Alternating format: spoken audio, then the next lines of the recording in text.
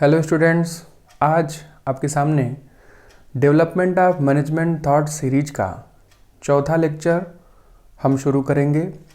और इससे पहले हम लोगों ने क्लासिकल स्टेज का डिस्कशन किया था और क्लासिकल स्टेज में हम लोगों ने ब्यूरोक्रेटिक सिस्टम, साइंटिफिक मैनेजमेंट और एडमिनिस्ट्रेटिव मॉडल के बारे में जाना था। हमने अपने पिछली क्लास में एडमिनिस्ट्रेटिव मॉडल हेनरी फेयोल का और ब्यूरोक्रेटिक सिस्टम जो कि मैक्स वेबर का अप्रोच है उसके बारे में जाना था।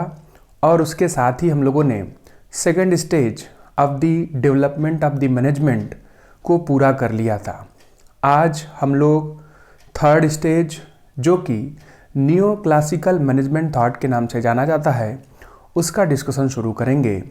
और इसमें हमें दो अप्रोचेस का स्टडी करना है, दो अप्रोचेस के बारे में जानना है। और ये दो अप्रोचेस हैं आपके ह्यूमन रिलेशन अप्रोच और दूसरा बिहेवियरल साइंस अप्रोच। तो इन दो अप्रोचेस को हम जानेंगे, लेकिन आज की क्लास में हम केवल जो आपका ह्यूमन रिलेशन अप्रोच है उसके बारे में बातें डिस्कस करेंगे।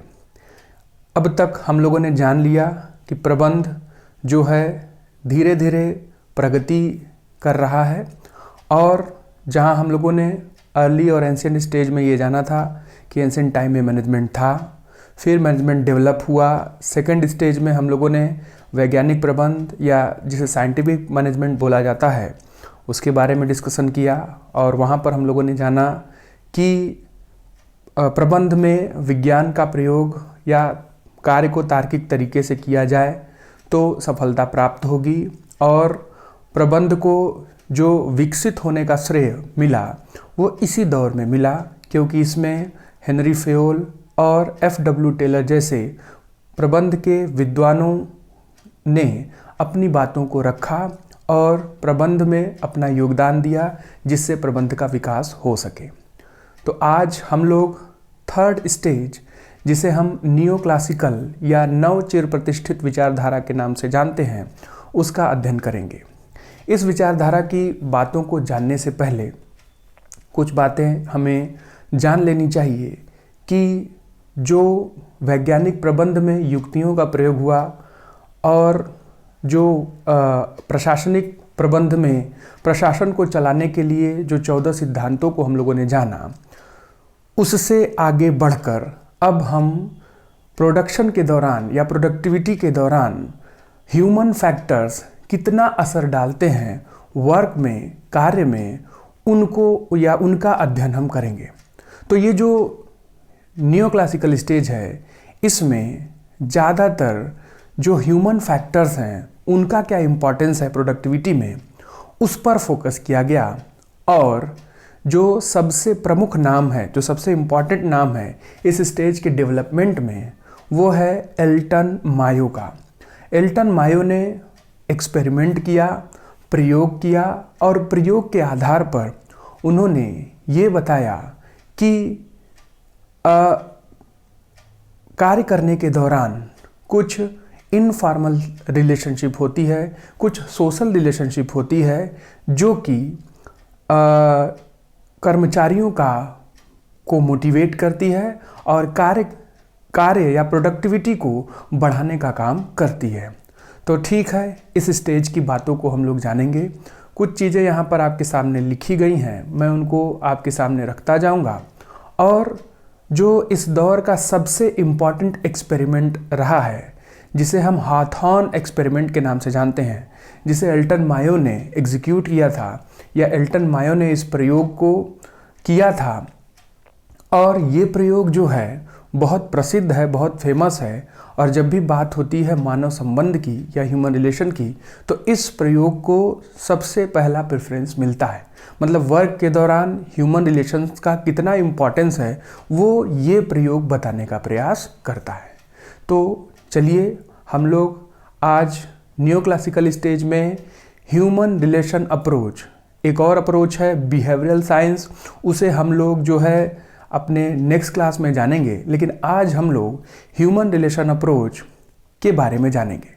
एक बात और मैं आपसे बताना चाहूँ, ये जो नियो क्लासिकल दौर है इसे बिहेवियरल अप्रोच के नाम से भी जाना जाता है या व्यवहारवादी अप्रोच के नाम से भी जाना जाता है, क्योंकि इसमें मानव व्यवहार, मानव संबंध, इसका अध्ययन जो है किया गया है।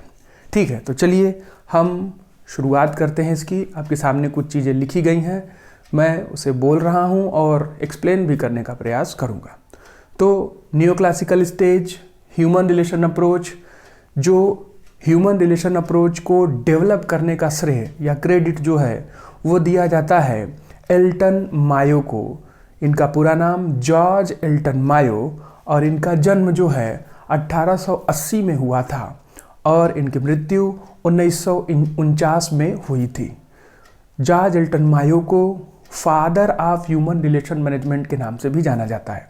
जैसे हम लोगों ने अभी साइंटिफिक मैनेजमेंट में जाना था कि साइंटिफिक मैनेजमेंट में father of scientific management F.W. Taylor को बोला जाता है। एडमिनिस्ट्रेटिव मॉडल को डेवलप करने का श्रेय हेनरी फयोल को दिया जाता है। ठीक उसी तरीके से ह्यूमन रिलेशन अप्रोच को डेवलप करने का श्रेय एल्टन मायो को दिया जाता है। एल्टन मायो साहब ने जो सबसे इम्पॉर्टेंट कंट्रीब्यूशन इस अप्रोच के संदर्भ में किया वो था इनका हाथॉर्न का एक्सपेरिमेंट, जो कि जिससे इन्होंने मानव संबंधों को वर्क के दौरान या काम के दौरान मानव संबंधों के इम्पोर्टेंस को बताने का प्रयास किया गया। तो the most significant contribution to this approach is made by Elton Mayo. इस अप्रोच के संदर्भ में जो सबसे महत्वपूर्ण योगदान दिया गया वो एल्टन मायो के द्वारा दिया गया। उन्हें father of human relation approach के नाम से भी जाना जाता है, जैसा अभी मैंने आपको बताया। He conducted a series of experiment. जी हाँ, उन्होंने प्रयोगों की एक सीरीज की जिसमें कई सारे प्रयोग शामिल किए, और वो प्रयोग उन्होंने हाथॉर्न प्लांट में किया था। हाथॉर्न प्लांट जो कि वेस्टर्न इलेक्ट्रिक कंपनी के अंदर था, और वहाँ पर उन्होंने इस प्रयोग को एग्जीक्यूट किया, मतलब अ सीरीज ऑफ एक्सपेरिमेंट जो है वो एग्जीक्यूट किया। At Hawthorne plant of the Western Electric company between 1927 to 1932, मतलब इन्होंने ये जो सीरीज ऑफ एक्सपेरिमेंट किया फ्रॉम 1927 टू 1932, मतलब 5 साल तक इन्होंने इस प्रयोग को एग्जीक्यूट किया या इस प्रयोग को किया। It is known as Hawthorne studies, और इसे हाथॉर्न स्टडीज़ के नाम से जाना जाता है। To study the impact of human factor, मतलब इन्होंने ये एक्सपेरिमेंट ये जानने के लिए किया कि वर्क के दौरान मानव कारक कितना प्रभावशाली है, कार्य करने के दौरान मानवीय कारक कितना प्रभावशाली है, उसका अध्ययन करने के लिए इन्होंने ये एक्सपेरिमेंट किया। इस एक्सपेरिमेंट को 3 पार्ट में डिवाइड किया गया। ठीक है, इस एक्सपेरिमेंट को 3 पार्ट में डिवाइड किया गया, और उसका जो 3 पार्ट था वो पहला था टेस्ट रूम स्टडीज, दूसरा था इंटरव्यू स्टडी, और तीसरा था ऑब्जर्वेशन स्टडी। ठीक है, test room study, interview study and observation study. ठीक है, तो जो हाथॉर्न एक्सपेरिमेंट है वो प्रोडक्टिविटी में ह्यूमन फैक्टर कितना इम्पॉर्टेंट होता है इसे जानने के लिए किया गया, और ये प्रयोग जो है वो 3 पार्ट में डिवाइडेड था। एक था टेस्ट रूम स्टडी, दूसरा था इंटरव्यूइंग स्टडी, और तीसरा था ऑब्जर्वेशन स्टडी। हाथॉर्न एक्सपेरिमेंट एक लंबा प्रयोग है जो कि 5 साल तक हुआ था, जैसा अभी आपने जाना। इस प्रयोग का एक सूक्ष्म मैं आपके सामने प्रस्तुत कर दूं, और तीनों जो ग्रुप्स हैं उससे भी सब हम उसको जोड़ सकते हैं। ठीक है, तो जो इनका मायो साहब का टेस्ट रूम स्टडी था उसमें उन्होंने कुछ ग्रुप बनाए कर्मचारियों के, और उनको 2 अलग अलग कमरों में जो है काम करने के लिए छोड़ दिया गया। एक कमरे में बेसिक फैसिलिटी जो थी, बेसिकली लाइटिंग जो है, प्रकाश की व्यवस्था जो है वहाँ पर अच्छी दी गई और बेसिक फैसिलिटीज़ दी गई, और दूसरे कमरे में बेसिक फैसिलिटी ऑफ लाइटिंग जो है वो नहीं दी गई। तो जो टेस्ट रूम स्टडी था, जैसा भी आपके सामने रखा गया है, टेस्ट रूम मतलब एक कमरे में, 2 कमरों में 2 कर्मचारियों का ग्रुप बनाकर उनको रखा गया और प्रोडक्शन करने के लिए छोड़ दिया गया। ठीक है, जब इस एक्सपेरिमेंट के परिणाम को जानने के लिए मायो साहब निकले, लगभग 1 महीना ये एक्सपेरिमेंट चला और इस एक्सपेरिमेंट के परिणाम को जानने के लिए जब मायो साहब निकले तो उन्हें बहुत चौंकाने वाले परिणाम मिले। जिस कमरे में फैसिलिटीज़ एम्प्लॉइज़ को दी गई थी, वर्क कंडीशन अच्छी थी, लाइटिंग की फैसिलिटी अच्छी थी, वहाँ पर production up to the mark था। वो तो एकदम जाहिर सी बात है, उन्होंने सोच कर रखा था कि जहाँ फैसिलिटी दी जा रही है वहाँ पर एम्प्लॉय जो है वो up to the mark production, up to the standard production करेंगे। लेकिन उन्हें चौंकाने वाला परिणाम उस कमरे से मिला जहाँ पर लाइटिंग की फैसिलिटी या बेसिक फैसिलिटी जो है वो नहीं दी गई थी। उन सभी कर्मचारियों ने भी production up to the mark किया, मतलब जहाँ पर बेसिक फैसिलिटी दी गई थी वहाँ तो एक्सपेक्टेड था कि जो है प्रोडक्शन वो अप टू द मार्क होगा, लेकिन जहाँ फैसिलिटी नहीं दी गई थी वहाँ ये सोच एंटिसिपेट किया गया था कि production up to the mark नहीं होगा। लेकिन परिणाम जो आया वो ये आया कि वहाँ पर भी कर्मचारियों ने up to the mark production किया।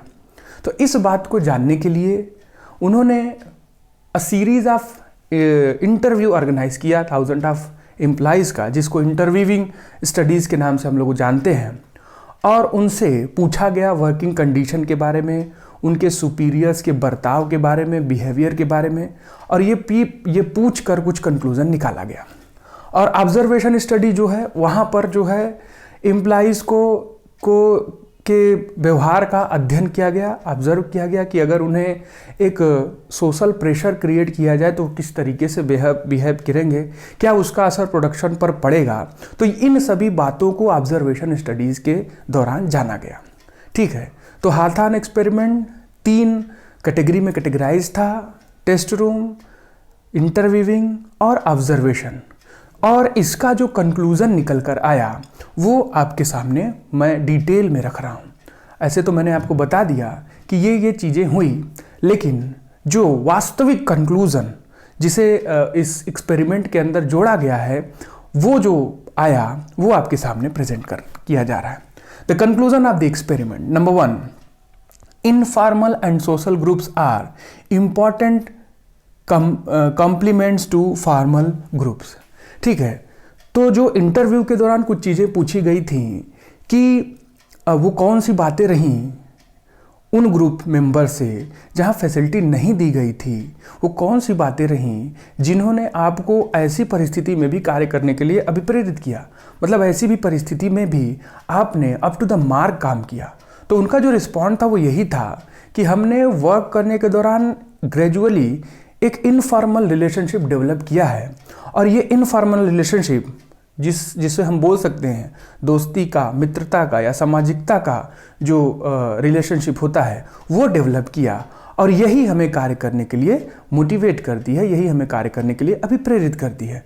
हमें बेसिक फैसिलिटी जो नहीं मिली थी उसका असर हमारे काम पर नहीं पड़ा।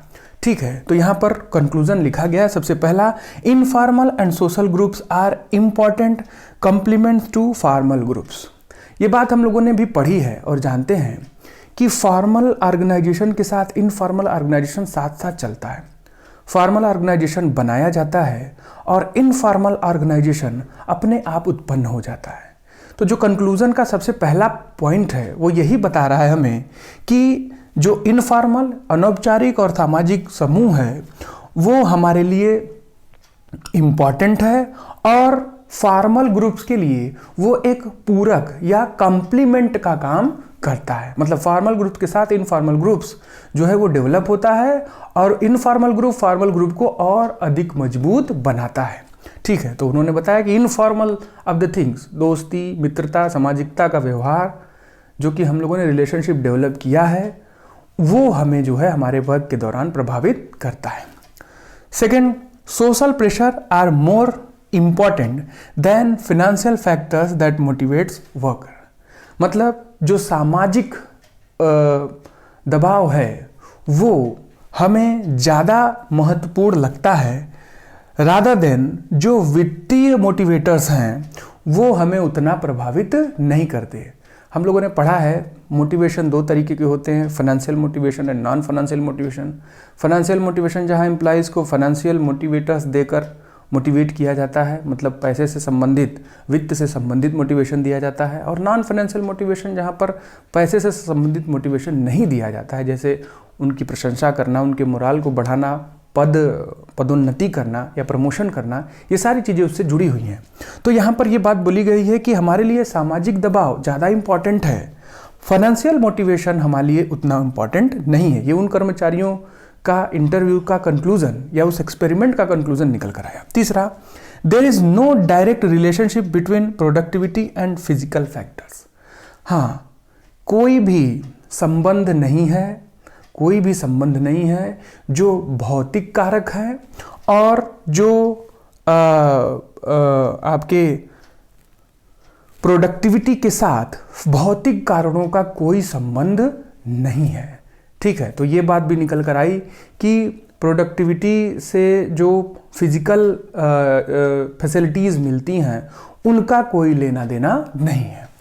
Next, worker is not a rational man motivated by financial incentive alone, but a social man with strong desire for interaction and non-financial incentive। ठीक है, तो यहाँ पर ये बोला गया कि जो वर्कर है वो युक्ति संगत नहीं है, तर्क नहीं करता और वो फाइनेंशियल मोटिवेशन से अकेले अभिप्रेरित नहीं होता।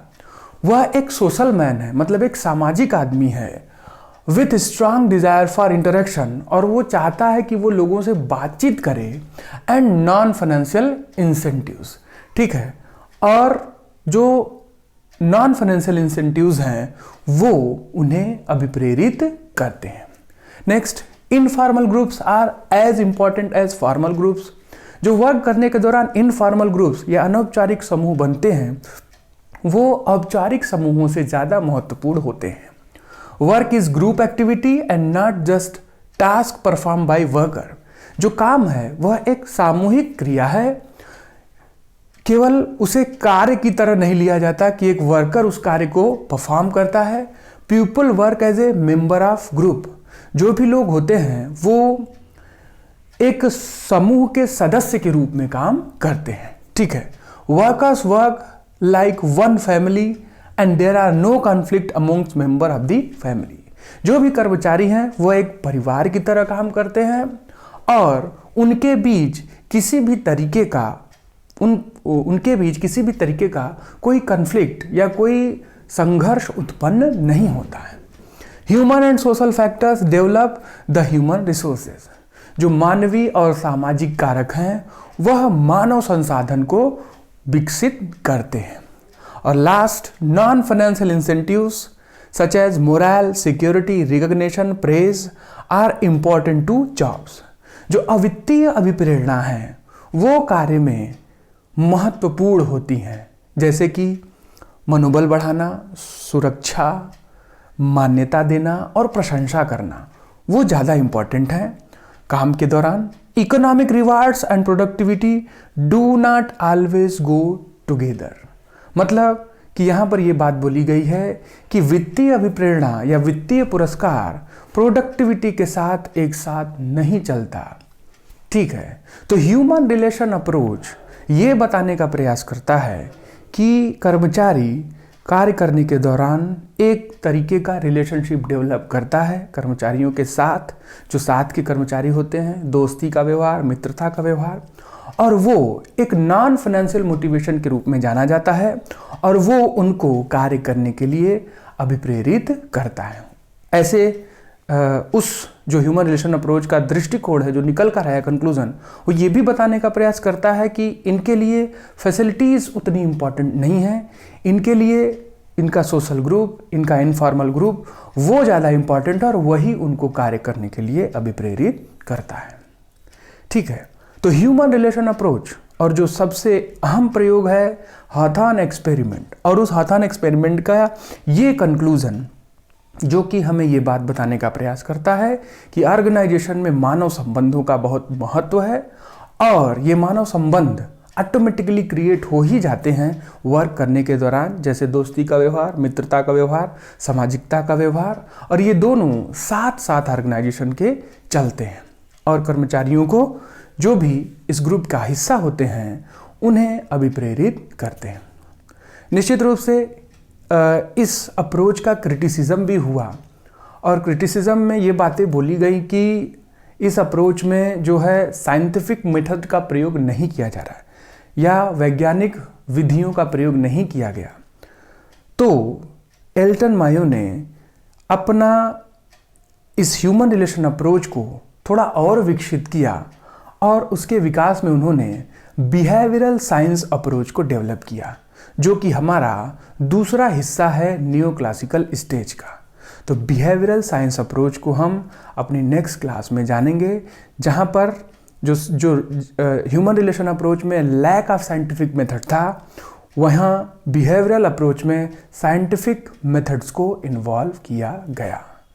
तो ह्यूमन रिलेशन अप्रोच, मानव संबंध विचारधारा कार्य करने के दौरान कर्मचारियों में एक तरीके का इनफॉर्मल रिलेशनशिप डेवलप होता है, वो ये बताने का प्रयास करता है और वही कर्मचारियों को हमेशा अभिप्रेरित करता है। तो अपनी नेक्स्ट क्लास में बिहेवियरल साइंस अप्रोच को जानेंगे, जो कि अंतिम अप्रोच है हमारे थर्ड स्टेज का, नियो क्लासिकल स्टेज का।